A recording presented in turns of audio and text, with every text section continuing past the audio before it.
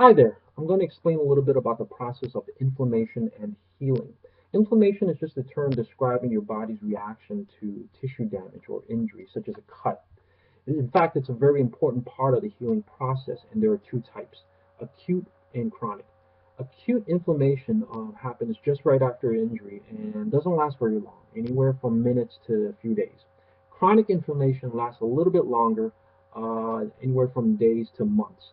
And it's usually a result of your body experiencing certain things that prevent it from completely healing itself, such as persistent infection or exposure to poisons in the environment. So after you're injured, uh, clots will form in the wounded area to control bleeding. This is just like a band-aid. Then blood vessels that are in the wounded area will widen and open up to allow more blood flow. Because of this, you're gonna experience a couple of things. Number one, you're gonna experience redness and heat in the area due to the increased amount of blood.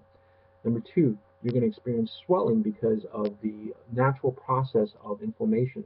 Certain types of cells that previously were flowing in your blood vessels will now begin to leak out and travel to the site of the damaged tissue.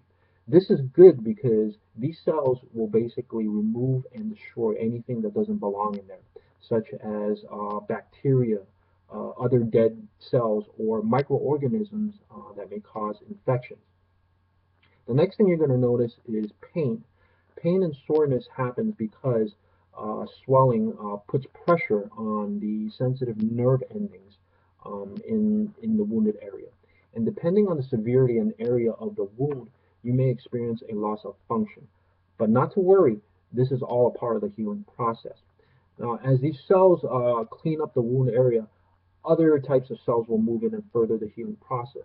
Think of this as a foundation or scaffolding that your body builds to heal the wounded area or to rebuild the wounded area. Depending on the conditions that may or may not complicate healing, you may experience a prolonged phase of inflammation, which is the chronic inflammation that I just described.